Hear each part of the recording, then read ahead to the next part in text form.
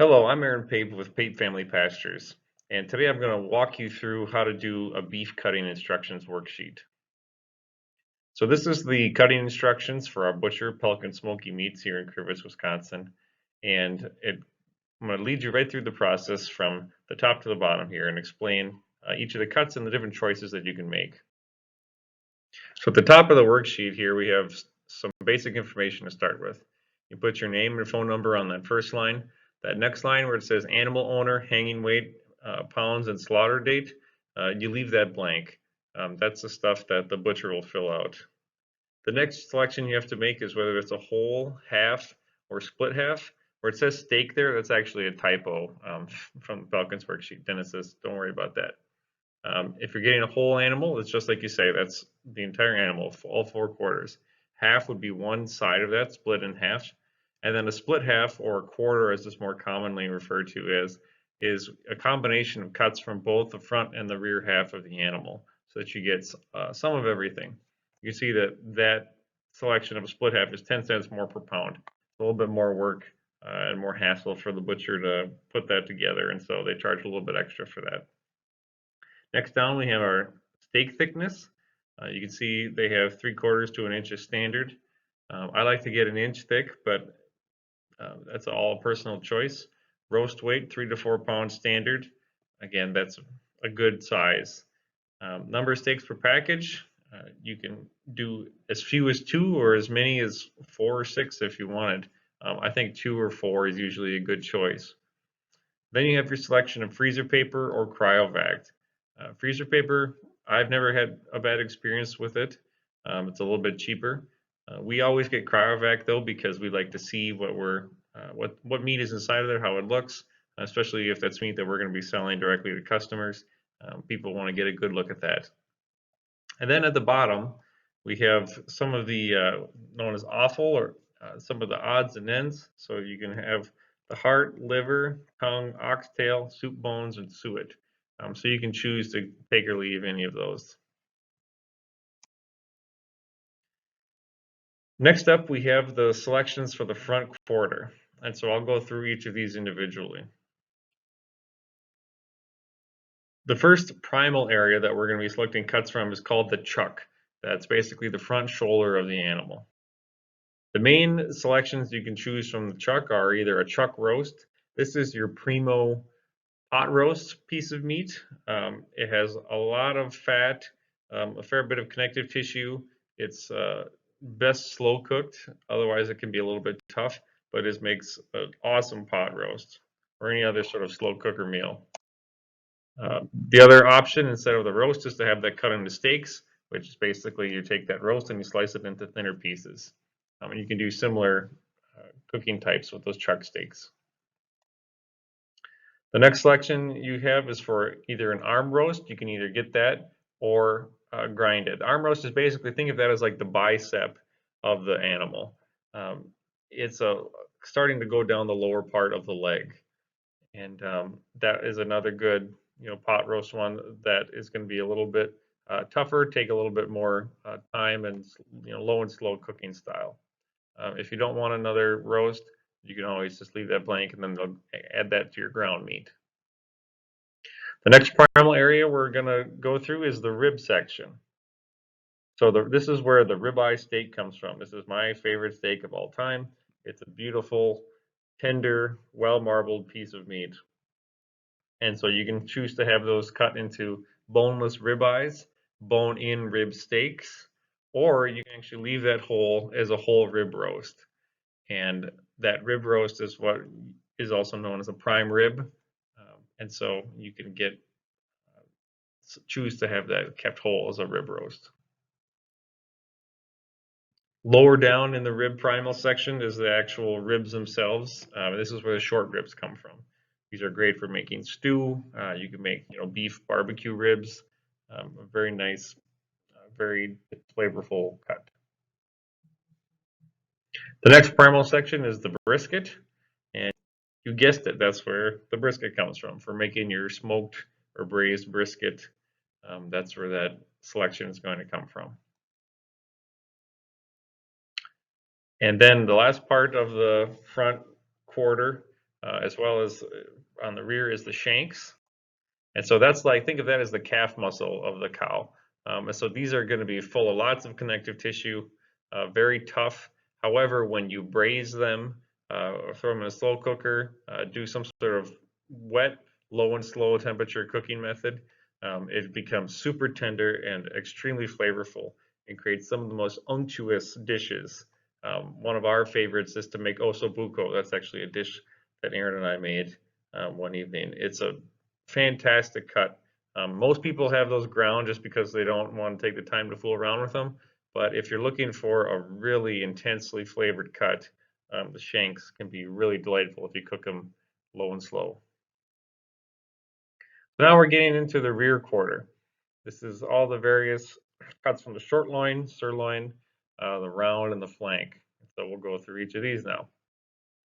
So in the primal of the loin, this is where we get our tenderloin. And so if you have those cut into steaks, those are going to be like your filet mignon that you would see at a restaurant. You can also choose to have that tenderloin section kept whole if you want to have, a roasted tenderloin for Christmas dinner or something like that. This is an extremely tender, as the name implies, the most tender cut of meat. Not the most flavor, but if you want that extreme tender, cut it with a fork type eating experience, that's where that's going to come from, is from the tenderloin. On the back side of the spine, so the tenderloin is located inside the rib cage under the spine. Strip steaks are what comes from the back of the spine. And this is where your New York strip, Kansas City strip, they're the same cut, depends where you buy it from, just a different name. That's going to come from this area as well. And this is usually, if you go to a restaurant, this is going to be your most expensive cut of meat. An excellent balance of flavor and tenderness, really a phenomenal cut. And so you would get tenderloin steaks and New York strip steaks if you selected to have those cut as boneless steaks. If you wanted bone-in steaks, then you would get T-bones and porterhouses. The only difference between a T-bone and a porterhouse is the size. The further forward you go on the animal, the smaller those steaks are going to be, and so that's where the T-bones come from. Further back in the animal, the cuts get larger, and so that becomes the porterhouse steak. And so if you select bone-in cuts, this is what you're going to get. You cannot get both T-bones and strip steaks from the same animal. The next primal area we're going to is the sirloin. Now, Pelkin's automatically says that the sirloin steaks are going to be cut as bone-in steaks. And that's the easiest way it is to process them. That's the most common way to process a sirloin steak, and I've never had any problem with them. These are a great all-around cut, good for grilling, good for braising, good for broiling, anything you want to do. A sirloin steak is very versatile. Sirloin tips, you can either select to have those cut into sirloin tip steaks, which are going to be a fairly small steak, very similar in consistency and flavor to the sirloin, or you can choose to leave those whole as a sirloin tip roast. So if you were going to make like a sirloin tip meal like you would get at a wedding type dish, in a sauce that you'd serve over noodles, you probably would like to have that as a sirloin tip roast. The next primal is the round. This is actually the largest muscle group on the animal. So this is divided into the top and bottom rounds and the eye round. So the top round you can choose to have left as a roast or choose to have those cut into steaks. Now the round is actually probably the leanest area of the animal. Lower in fat, fairly tender if you don't overcook it because it doesn't have a lot of fat in it to give you that juiciness. So make sure that you don't overcook these. Top round you can get divided into either steaks or roast. The eye round, you can have that kept whole as a roast. This is actually where your deli roast beef comes from, is from that eye round cut. Or you can have those sliced into individual steaks as well. A lot of times in the grocery store, you might see these little round steaks that are pre-marinated and wrapped in a piece of bacon or something like that. That's an eye round steak. In the bottom round, this is where the rump roast comes from. If you like to make homemade jerky or something like that, this is where your premier piece of jerky meat would come from. Or you can have those cut into bottom round steaks. And finally, the last primal area we have is the flank. And that's where your flank steak comes from. This is the primo fajita cut. It's very thin, it has long grain, and so when you slice it thinly against the grain, you get a very tender, flavorful piece of meat that is perfect for dishes like fajitas. Then at the bottom of the sheet, you see that we have selections for grinding and additional options. And so your burger is going to be packaged into individual tubes, either 1.5, or 2 pound tubes. I usually get them packed into 1 pounds, but depending on how much you're going to use at a time, you can get it whatever size you'd like. You can get hamburger patties made, and these are 75 cents a pound, additional charge to get individual patties made. And so those will be stacked and vacuum sealed very nicely, very neatly. You can also get stew meat made. That's also an additional 75 cents a pound. And then at the very bottom, there's a big blank area for special instructions. And so this is where you can put any sort of catch-all special instructions you want. So some things that we get requests for are like slicing the rounds very thinly for meat for fajitas or stir fries, something like that. You know, the rounds, like I mentioned before, they're not the premier grilling steaks. And so if you want to get those kind of pre-processed for easier use for a quick weeknight dinner, that's a great way to use them. Instructions for like keeping the tenderloin whole instead of having it cut into roasts, or excuse me, cut into filet mignons, or something like if you want half of the rib area cut into rib roasts and half cut into ribeye steaks, things like that. Any sort of special cutting instructions you want to have done, make sure you put that in the special instructions. Now there's other special cuts not listed on that cut sheet that could be available. So something like the hanger steak, that is located actually on the inside, part of the diaphragm of the animal, inside the ribs. But you can only get that if you order a half or a whole, because there's only 2 of those on each animal. So you only get one if you're getting a half or a whole animal. Similarly, the tri-tip is a phenomenal cut. It's one of my mother-in-law's favorites. It's great to throw on the grill.